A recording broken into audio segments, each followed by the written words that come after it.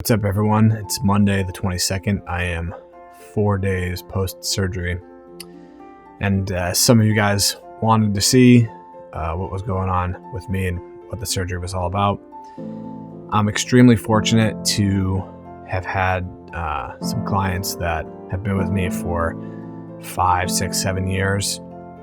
So for you guys, I'm sorry if this is a little bit old news to you, but we've just had so many people join since the start of 2019. The community has been growing so fast that a lot of people don't know what's going on. And even though the gym is growing, I'd like to keep that community atmosphere and just let everyone know what's going on. It makes sense to start at the very beginning, but in 2012, I had a procedure called an ablation, which was to correct WPW, which is Wolff-Parkinson-White syndrome. And that's something that you're born with. WPW, you can't develop it. And basically what it is there's top chambers of your heart and bottom chambers of your heart. And when your heart beats, the top chambers beat first, and then there's a bridge between the top and the bottom chambers called the AV node. And that bridge carries that electrical impulse from the top to the bottom. So the top chambers beat, then the bottom chambers beat. When you have WPW, there's an additional bridge that bypasses the AV node. And theoretically, what can happen is there can be a feedback loop. So an electrical impulse just starts going in a circle, basically beating top, bottom, top, bottom, top, bottom, and can give you cardiac arrest or tachycardia. I don't know if there's really any instances of anyone dying from it, but I was asymptomatic. It was kind of caught on a whim. My doctor referred me to a specialist, and he said, yeah, just have this procedure done, and then you don't have to worry about it. Super easy, low-risk procedure. Unfortunately, one of the outcomes when you have an ablation done is you can damage the AV node, which is what happened in my situation. And that means that my heart started to slow down too much. And it slowed down a little bit immediately after the procedure, but as that tissue kind of degraded and aged over the next couple of years, my heart rate started to drop lower and lower until the point where I was in the 20s if I was sitting down, and started to feel lightheaded, like I was going to pass out. So in 2016, I had a pacemaker implanted to bring my heart rate back up to normal speed. And as the years were going on and my heart rate was getting slower and slower, I didn't know that was happening. So your heart rate's closely linked to your metabolism. So I was gaining weight, I was exhausted all the time, and I had really no idea what was going on with me. So the pacemaker was implanted in 2016, immediately started to feel better because my heart rate was normal again. So normal heart rate is between 60 and 90. And anything lower than 60 is considered bradycardic, and anything over 90 is usually considered tachycardic. And just felt better right away, was able to start exercising, had more energy. Obviously, having a more functioning heart helps with, weight loss and body composition. So everything was going great until about 8 months later, I started to feel kind of tired again, but in a different way. I was losing my breath easily. And so I went to the doctor that implanted the pacemaker, and they did some tests, and they found that my heart pumping strength was decreasing, which is known as heart failure. So a lot of people think heart failure is when your heart stops. It's not. That's cardiac arrest. Heart failure is when your heart is failing to pump as much blood as it should. So the rate at which my heart was beating was normal, but the amount of blood my heart was pumping with each beat was decreasing. And I went on a wild goose chase for about a year trying to figure out what was causing it. And it turns out that it was the pacemaker that was causing it. So a traditional pacemaker has 2 wires, one for the top chambers and one for the bottom chambers. And both of them are usually on the right side, so the right atrium and the right ventricle.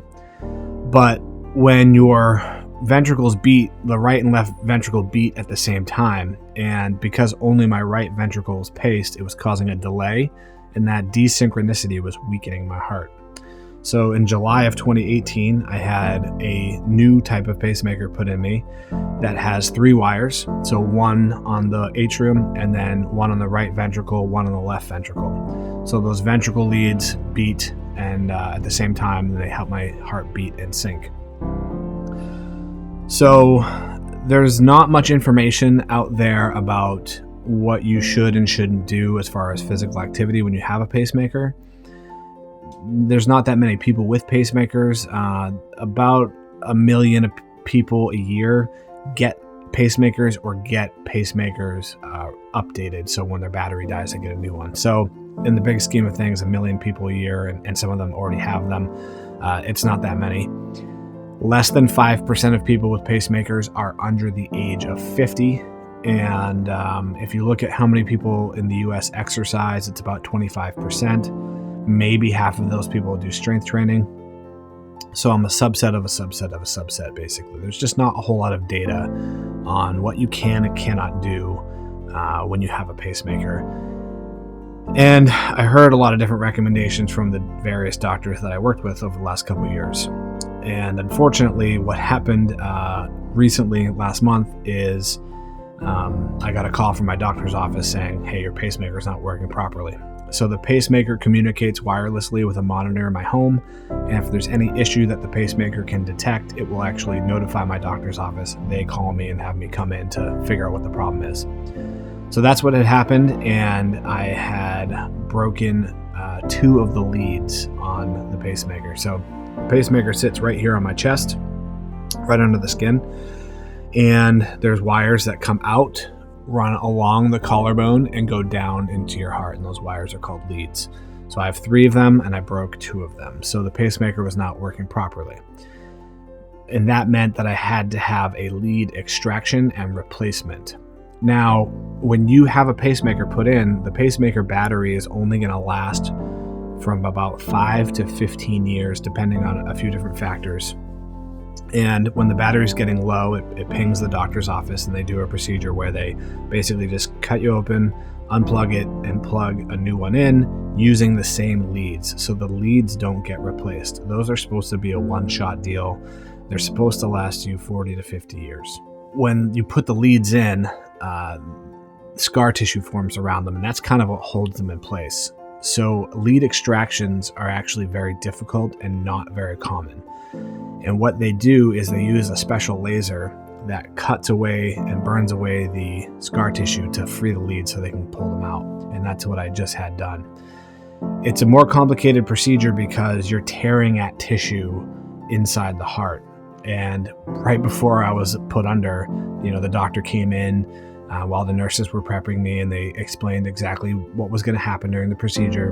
And of course, they have to give a disclaimer for the risks. And one of the risks is if they tear some of the tissue inside the heart and you have internal bleeding in your heart, they have to do emergency open heart surgery. So there's actually a second surgeon there that specializes in heart surgery that would cut me open and suture me up.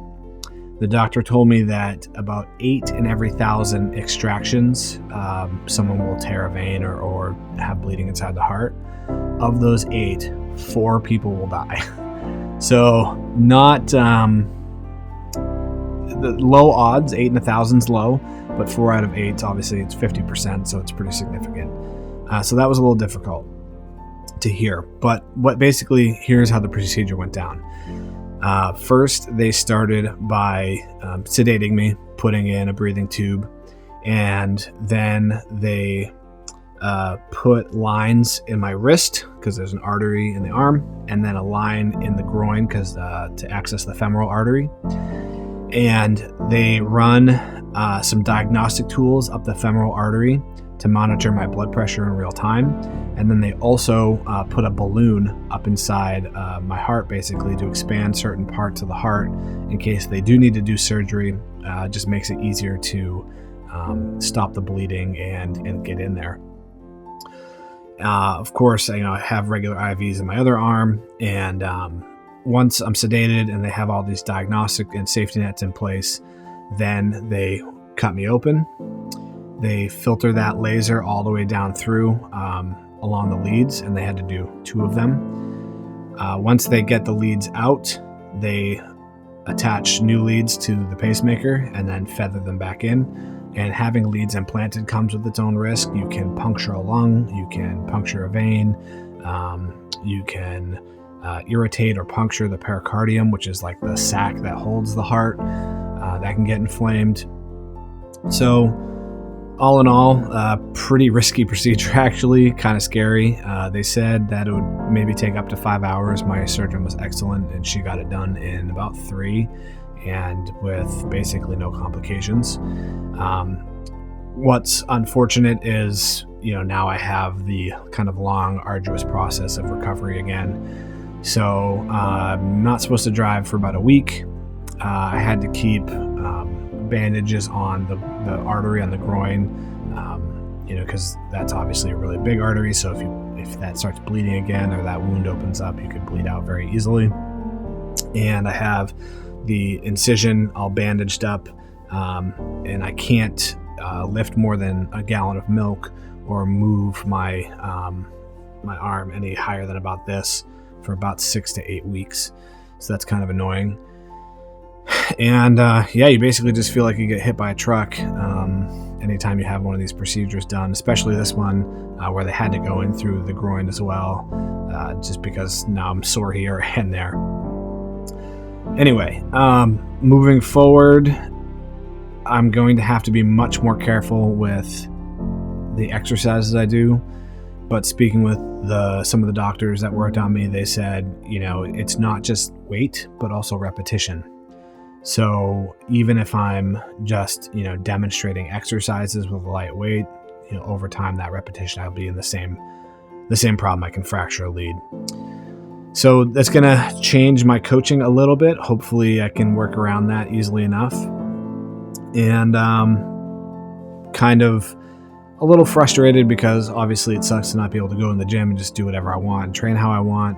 But I'm a little excited in the sense that it's going to really challenge my expertise as a coach to figure out a means around my own limitations. I will tell you guys this: if you don't have any injuries or physical limitations, don't take it for granted. I am really going to miss going to the gym and just doing a really hard workout and deadlifting heavy and doing pull-ups and bench pressing, and that's all stuff I won't ever be able to do again unless leadless pacemaker technology becomes a thing, which is kind of in the works, but it'll probably be at least another 10 years before that's a viable option for me. So don't take it for granted if you guys don't have any limitations. Really just go into the gym and have fun and really enjoy the fact that you can express yourself physically any way that you want.